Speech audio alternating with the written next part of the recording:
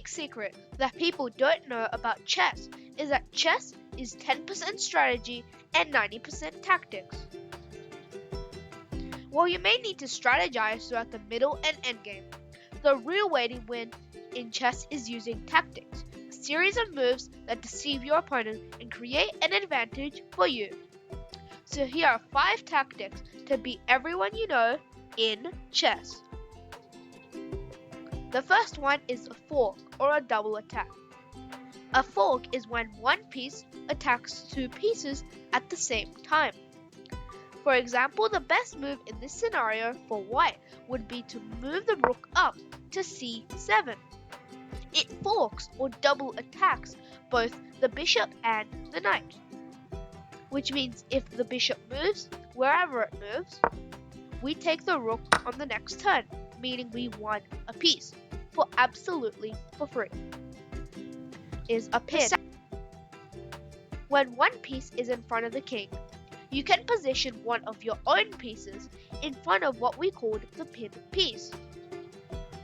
This is because the piece that is pinned cannot move as the king is behind it. For example, if I move the queen to the square h8, this bishop is the pinned piece. If it did move, the king would be put in check, which would result in an illegal move. This is considered as an absolute pin. This is when the king is behind the pinned piece. However, there are 2 types of pin, an absolute, which is what we just discussed, and a relative. A relative pin is when a piece of high value is behind a piece with lower value, with an enemy piece in front of the piece with a lower value. For example, I could replace the king with a queen, which would make it a relative pin. While this bishop can move, it would be a very, very bad move, as if it did move, we could take the queen on the next turn, just as we checked the king. Pins can only be done with bishops, rooks, and queens, not a king, pawn, or knight. The third one is a skewer. A skewer is the exact opposite of a pin. In a pin, the more important piece is at the back, with the less important piece at the front. But a pin is the opposite, the more important piece at the front with the less important at the back. For example, when I move the rook over to a3, this king is checked. The queen is directly behind it, and the king must move. It cannot take the rook because the pawn is protecting it, and the pawn is protected by the king. So once the king moves out the way, we can go ahead and capture the queen.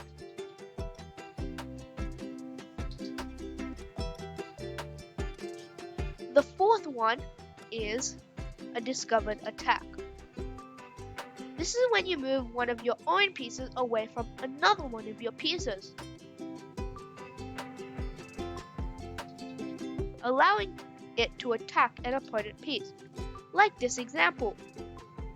When I move this bishop, I can take the pawn on g6, attacking not only the rook, but also the knight, which the rook is attacking, the rook that was behind the bishop.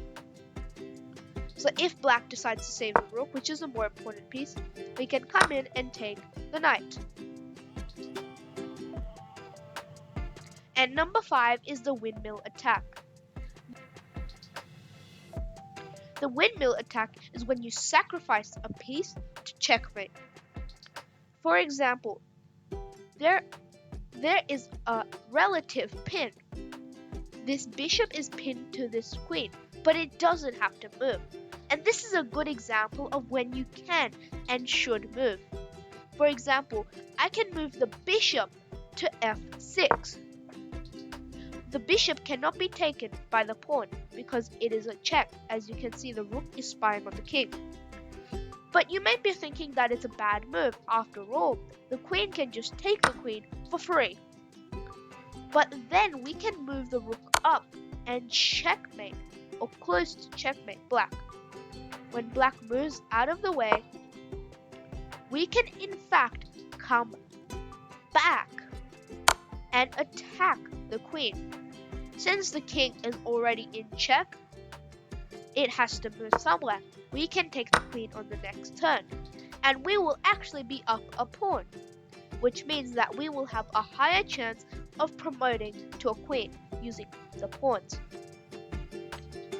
So now that you've learned about 5 game-changing tactics, it's time you implement these into your games. Write down your top learning in the comment box below. I'll see you in the next lesson. Bye!